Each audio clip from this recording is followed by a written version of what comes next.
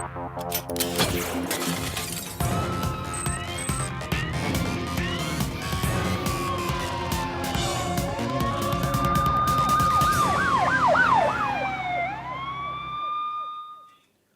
Number आपका स्वागत करता है। मैं हूं माधा तिवारी। हर अपराधी के लिए अपराध करना जितना आसान है उतना ही मुश्किल है जुर्म को छुपाना भी, क्योंकि मशहूर एक कहावत कि गुनाह और गुनहगार कभी छुप नहीं सकते।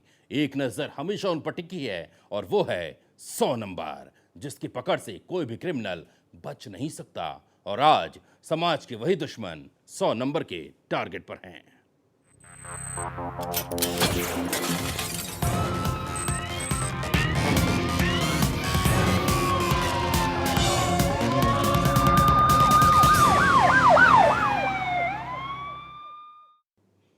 धोखे की बिसात पर चाल चली गई तो एक परिवार की इज्जत मिट्टी में मिल गई। जी हां, दरिंदगी की घिनौनी दास्तान बरेली से सामने आई है और दरिंदे बने हैं वो दोस्त जिनकी नापाक नीयत ने एक दोस्त की जिंदगी को ऐसा जख्म दिया जिसका कोई मरहम ही नहीं।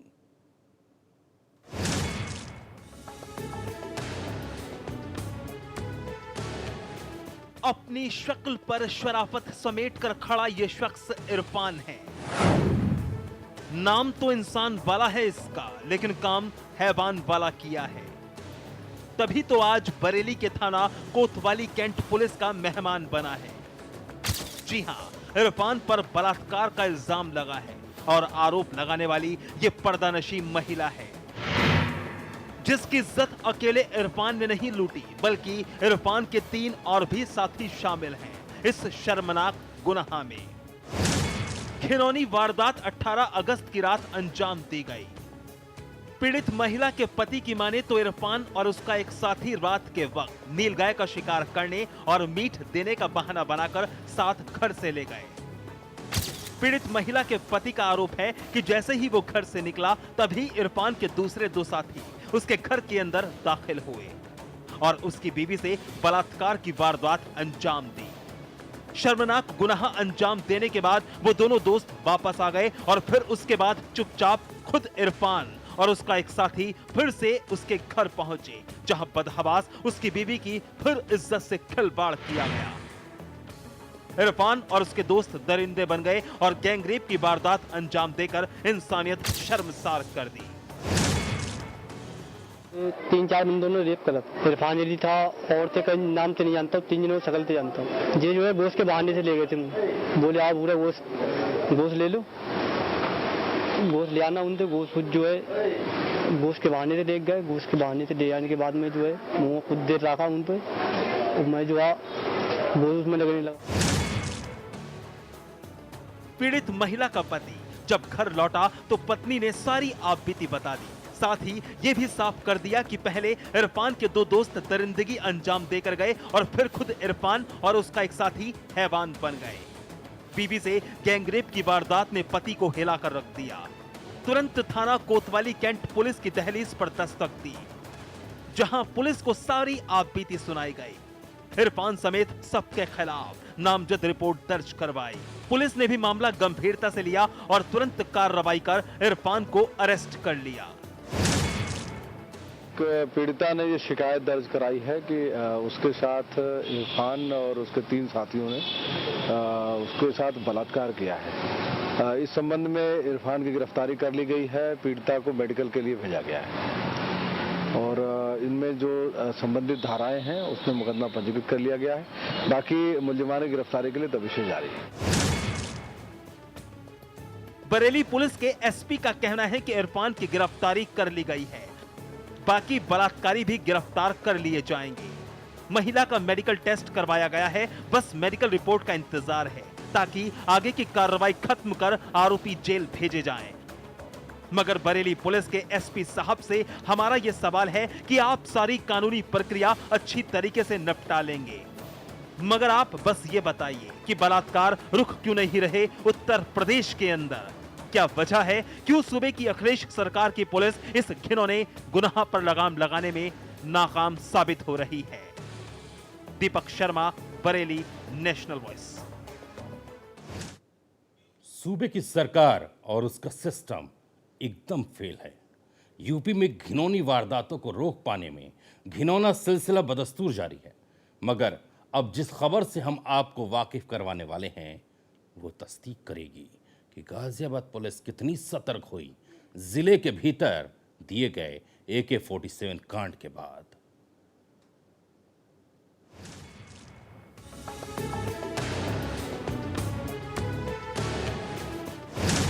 AK-47 कांड के बाद भी नहीं जागी गाजियाबाद पुलिस। दिन दहाड़े अपराधी फैला रहे दहशत। सूबे की सरकार और सिस्टम क्यों है खामोश?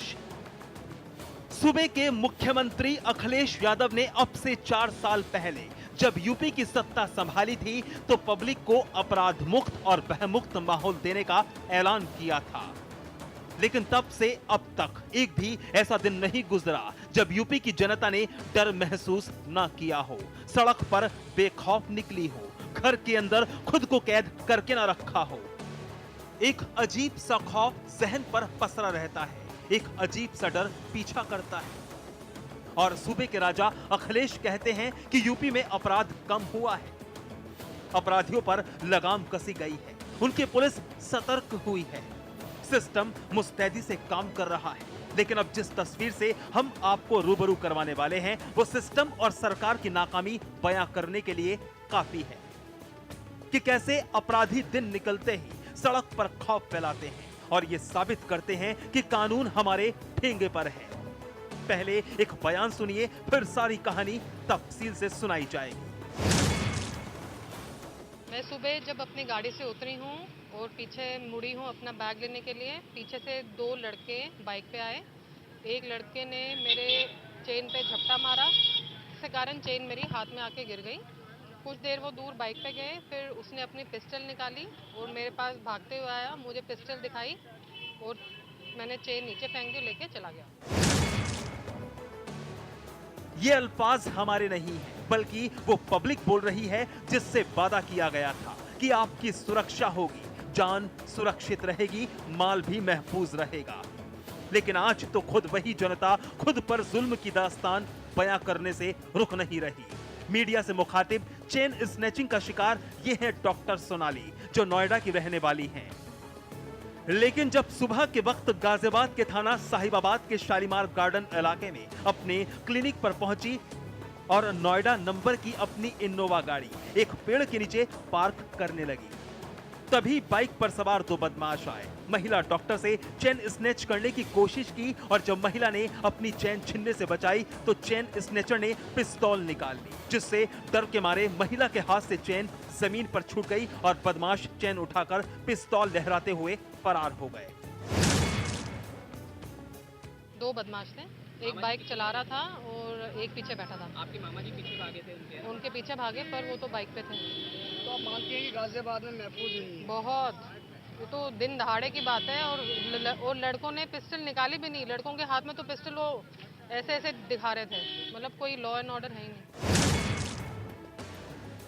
सुना आपने, पिस्टल निकाली भी नहीं थी बल्कि हाथ में लहराते हुए बदमाश खुलेआम घूम रहे थे। और चेन स्नैचिंग की वारदात की गवाही ये सीसीटीवी फुटेज है जो बयां कर रहा है कि जब महिला से चेन स्नैचिंग हुई तो साथ ही मौजूद उनके मामा लुटेरों के पीछे भागे भी, लेकिन कोई फायदा नहीं हुआ। अब जरा बताइए, किस भयमुक्त और अपराध मुक्त व्यवस्था की बात करते हैं सूबे के मुख्यमंत्री अखिलेश यादव? क्या यही है उनके लिए सुरक्षा की परिभाषा, जहां पब्लिक घर से निकलकर अपने काम धंधे पर बेखौफ भी पहुंच नहीं पाती और डरती रहती है उस अनजान साए से जो हमेशा डराता रहता है और याद दिलाता रहता है कि हां, मैं क्राइम हूं। शक्ति सिंह, गाजियाबाद, नेशनल बस। सुना आपने सीएम साहब, अब तो पब्लिक भी बोलने लगी है कि लॉ एंड ऑर्डर नहीं रहा सूबा उत्तर प्रदेश के अंदर। दिन दहाड़े बदमाश अपराध अंजाम दे रहे हैं, पिस्तौल लहराकर फरार हो जाते हैं और मुस्तैदी का ढोल पीटने वाली यूपी पुलिस का कुछ अता पता नहीं है। खबर फिर गाजियाबाद से जुड़ी है और फिर बयां हुई है गाजियाबाद पुलिस की नाकामी।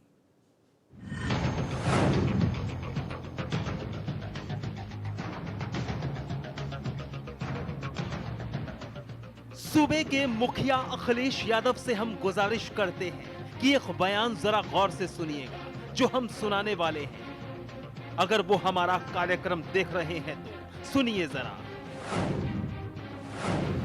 मेरी वाइफ की चैन तोड़ी पहले। अच्छा, मैं उसके पीछे भागा ठीक है। तो मेरे पे ऊपर उसने गोली चलाई। अच्छा मैं फिर पीछे हटा, अच्छा फिर उसके पीछे भागा। अच्छा मैं चिल्लाया बार बार, अरे चैन तोड़ ली। तो उसने फिर दोबारा से गोली उसमें लोड कर ली। अच्छा, हाँ जी। तो 2 गोलियां चली हैं? नहीं, एक चली। आपको कहाँ लगी है? पीछे हट गया। दूसरी आपको कहाँ लगी है?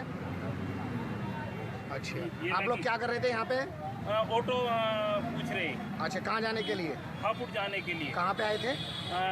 मंडोला आए थे। अच्छा, किस मौके पे? रक्षाबंधन के मौके पर। बादल त्यागी नाम के इस शख्स की खुशकिस्मती कहिए कि जान बच गई। गोली छू कर निकल गई, बस हाथ पर मामूली सा जख्म दिया। जी हाँ, खुशकिस्मती ही समझिए, वरना कुछ भी हो सकता था। गोली हाथ के बजाय कहीं और लगती तो शायद जान पर बना दी। क्योंकि जिन बदमाशों ने बादल त्यागी पर फायर ठोका, उनका इरादा तो खौफनाक था। क्योंकि बादल उनका पीछा कर रहे थे और बदमाश हद से न चढ़ने के लिए कुछ भी कर गुजरने के लिए तैयार थे। पहली गोली दागी तो बादल को लग गई, लेकिन जब बादल त्यागी ने बदमाशों का पीछा करना नहीं छोड़ा तो एक और गोली अपराधियों ने दागी, जो सीधा सड़क से गुजर रहे इस राहगीर की टोड़ी पर जा लगी।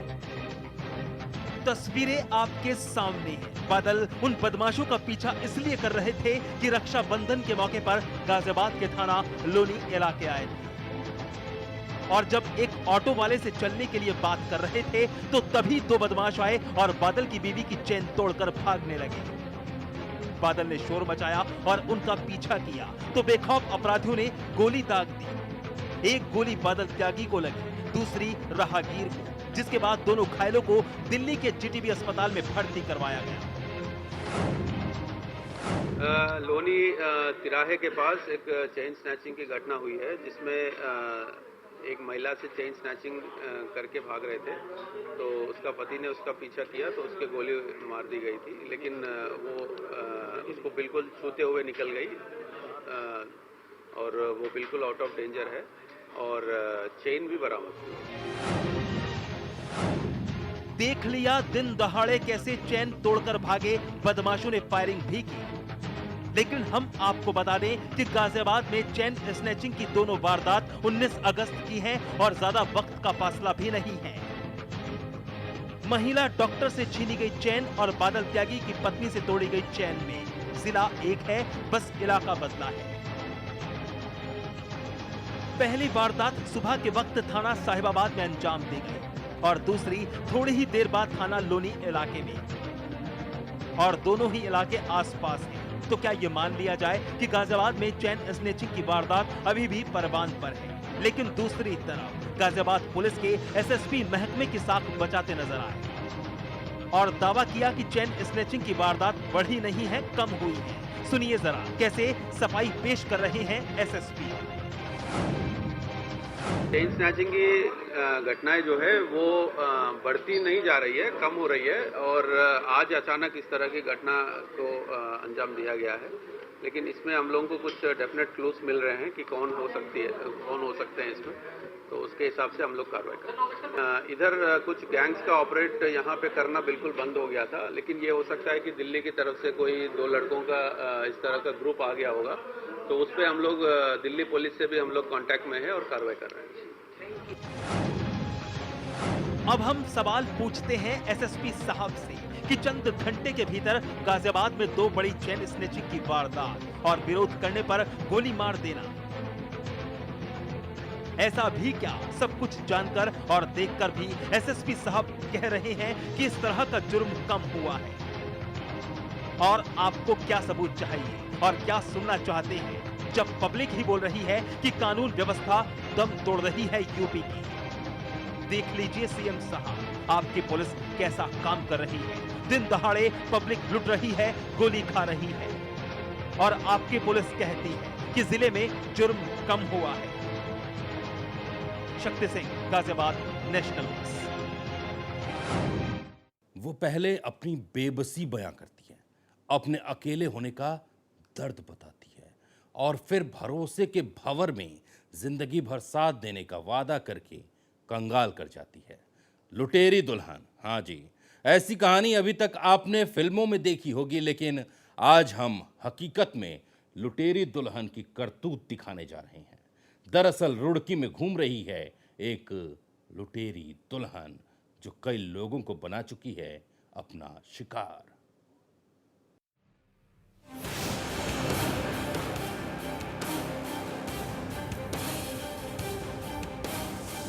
चेहरे से झांकती ये झुर्रियां और आंखों में बेबसी का ये आलम, अंदाजा लगाना मुश्किल है कि उम्र के इस पड़ाव पर ये अधेड़ शख्स कैसे पीड़ा की प्रार्थना लेकर रुड़की पुलिस के पास आया है।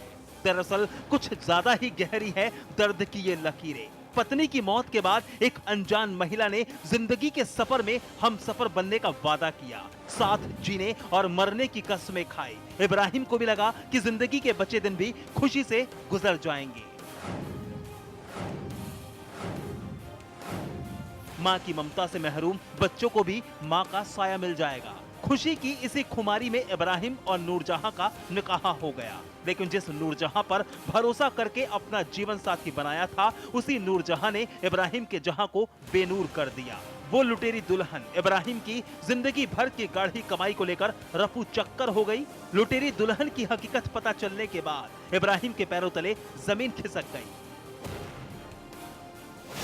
एक नूरजहां औरत थी, झगड़े के रहने वाली। उसने हमारे साथ कचहरी में बैठ कर बात की, एक बड़ी पुरानी कचहरी में, और हमें उसने झांसा दिया कि हम तुम्हारी साथ निकाह कर लेंगे। पहली घरवाली जो थी मेरी, वो मर चुकी थी। उसके 7 साल के बाद मैंने एक दो आदमी से जिक्र किया कि यार अगर कोई सीधी सी औरत मुझे मिल गई तो मुझे जरूरत हो भाई, कोई बता दो। तो मुझे एक आदमी ने उसका नंबर दे दिया। वो चोले का रहने वाला था, भूरा उसका नाम है। ठीक। फिर क्या आपका निकाह हो गया? उसके बाद फिर हम उससे बात करी मैंने। जब हमारी बात पक्की हो गई निकाह की, तो उसने मुझे यूँ कहा कि भाई हम रुड़की रह सकते हैं, गाँव में नहीं रह सकते। हम किराए में मकान लेकर इकराम भाई का रुड़की के पास महमदपुर गाँव है, वहाँ हमने रहना शुरू कर दिया। उसके भाई जहांगीर ने बुला के 2 हाफिज वहीं कमरे में मेरा निकाह करा, वहीं गवाह और वहीं वकील बने। नूरजहां के बहकावे में आकर इब्राहिम गांव से रुड़की चले आए थे। शहर में घर खरीदने का ख्वाब सजाकर गांव की जमीन में लगे पेड़ों को बेच दिया था। रुपयों को घर रखकर इब्राहिम किसी काम से बाहर गए थे और जब घर लौटे तो सब कुछ लुट चुका था। लुटेरी दुल्हन सारा माल लेकर फरार हो चुकी थी। परतें उधड़ी हैं तो पता चला है कि रुड़की के झबरेड़ा थाना क्षेत्र की रहने वाली नूरजहां ने पिछले 5 साल में शादी करके 4 लोगों को अपना शिकार बना चुकी है। तकरीबन मेरे से पहले मुझे जो मुझे मालूमात हो 2 शादियां वो कर चुकी हो।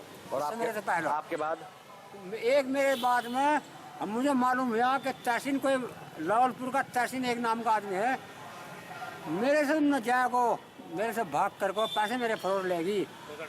उसके बाद उसने फरोड़ निकाह वहाँ कर लिया। क्या तलाक वगैरह किसी से हुआ? तलाक वलाक कोई नहीं हुई जी, मेरे से तो पैसे लेकर फरार हो गई। ऐसा नहीं है कि अकेले इब्राहिम ही लुटेरी दुल्हन नूरजहां के शिकार बने हैं। रुड़की पुलिस के पास अर्जी लेकर पहुंचे तहसीन भी उसी लुटेरी दुल्हन की तलाश में भटक रहे हैं। 29 मार्च 2015 को नूरजहां ने तहसीन को भी झांसे में लेकर शादी कर ली थी। दरअसल इस लुटेरी दुल्हन का पूरा गिरोह है जो गांव-गांव ऐसे शिकार की तलाश में रहता है, शादी कराता है। वही लोग उन शादियों के बाराती भी होते हैं और गवाह भी।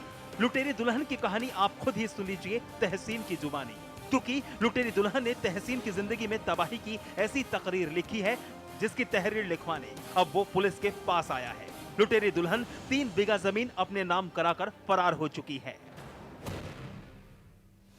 का इंतकाल हो गया था जी, मेरे बच्चे थोड़े लड़के थे, मैं सोचा चलो भाई कोई ढूंढ ही लेंगे, कोई औरत मिल जाएगी। मेरा एक दोस्त है 15 साल से, और जो है उसने कहा भाई एक औरत है झबरेड़े की रहने वाली है और वो तलाकशुदा है। उसने मुझे कहा तो ठीक है भाई। उन्होंने मेरी वालिदा को, बच्चों को, सबको बताया कि अल्लाह जिम्मेदारी हमारी है। और उसने 29 मार्च 2015 को अपने घर काले वाले में मेरा निकाह करवा दिया। उस नूरजहां को जहांगीर बैठा कर मोटरसाइकिल पर लेकर आया था। इसमें तकी, जमशेद का लड़का जावेद और जी मुस्तकीम, ये सब फिर क्या किया आपके साथ? क्या किया फिर उसने? फिर जो है उन्होंने कहा कहना भाई निकाह का रजिस्ट्रेशन कराना पड़ेगा, कभी कल को आप इसे नूरजहां को छोड़ दें। इस बहाने से उन्होंने मुझे पता नहीं क्या चीज़ क्या खिलाया उसने नूरजहां ने, नाश्ते चाय में जो है मेरा दिमाग स्थिर हो गया और वे मुझे रजिस्ट्रेशन के बहाने, निकाह का रजिस्ट्रेशन कराने के बहाने मुझे रुड़की लाए और रुड़की आकर मैं 3 बीघे ज़मीन का बहनावा कर लिया, मुझे पता नहीं लगा।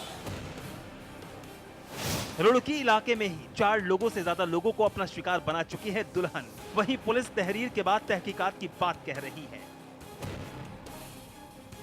देखिए, इसमें कोतवाली सिविल लाइन में एक तहरीर प्राप्त हुई है जिसमें आपने जो बताया है कि इस तरह से एक महिला का जिक्र आया कि वो जो अधेड़ उम्र के व्यक्ति हैं उनसे शादी करती है और उसके बाद उनके घर से माल लेकर रफू चक्कर हो जाती है।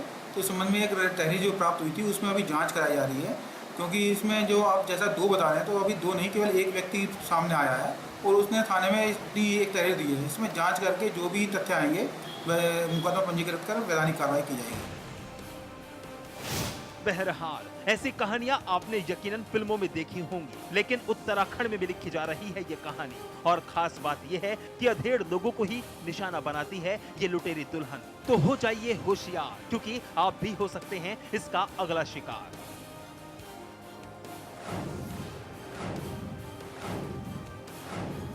हरिओम गिरी, रुड़की, नेशनल वॉइस।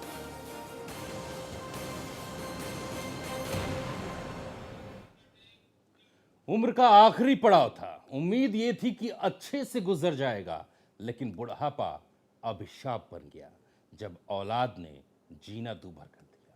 लालच का लबादा ओढ़कर मां की जिंदगी नर्क कर दी, और जब इतने से भी दिल नहीं भरा तो एक दिन दहशत की दास्तान लिख दी। माँ को लाल जी ने मारा, उसका बेटा और उसकी पत्नी थी। विवाद कुछ नहीं था सर, अब घर का तो झगड़ा होता रहता है, लेकिन हम जा रहे थे माता जी का पिरसिल लेने और तीनों उधर सकार पार से तीनों आ गए, हम गांव से सकार पार तरफ जा रहे थे। बस उसी में तीनों के हाथ में गणासा बाइक ठोक दिए और उसके बाद जब गिर के हमारे गणासा लेकर दौड़े तो हम भाग के दुकान में घुस गए। उसके बाद में उधर गणासा लगा के माता जी को मार डाले।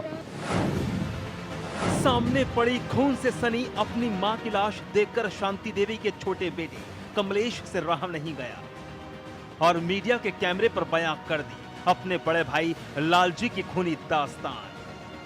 कमलेश बता रहे हैं कि बड़े भाई लालजी ने लालच का गुलाम बनकर मां की धारदार हथियार से हत्या कर दी और वारदात को अंजाम देकर फरार हो गया। रिश्तों के कत्ल की संगीन वारदात सिद्धार्थ नगर के थाना खसहरा के अचैनी गांव से ताल्लुक रखती है, जहां शांति देवी की उसी के बड़े बेटे लालजी ने जिंदगी छीन ली और इस गुनाह का सबब बनी जायदाद। आरोपी बड़े बेटे लालजी को डर था कि मां अपनी सारी संपत्ति बाकी भाइयों के नाम कर देगी और इसी डर के चलते मां को मौत के घाट उतार दिया।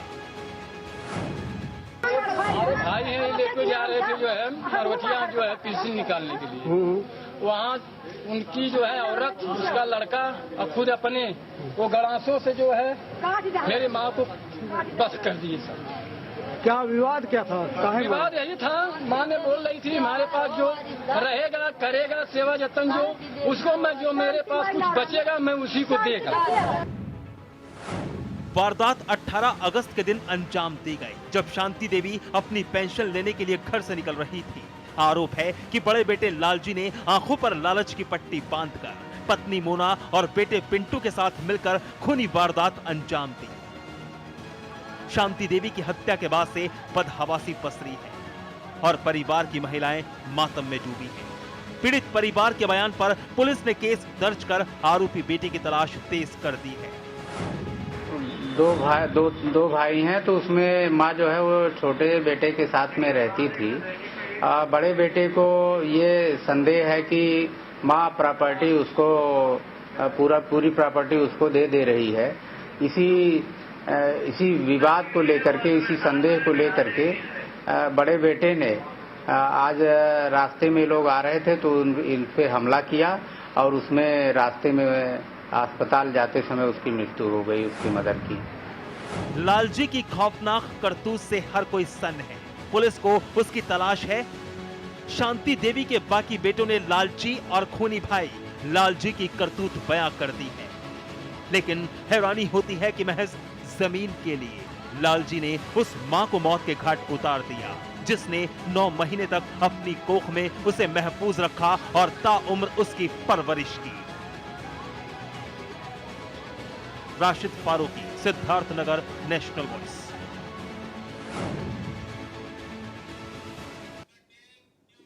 सौ नंबर में आज बस इतना ही। कल फिर खुलेगी गुनाह की एक और डायरी और 100 नंबर पर होगा उसका हिसाब किताब। दीजिए इजाजत, नमस्कार, जय हिंद।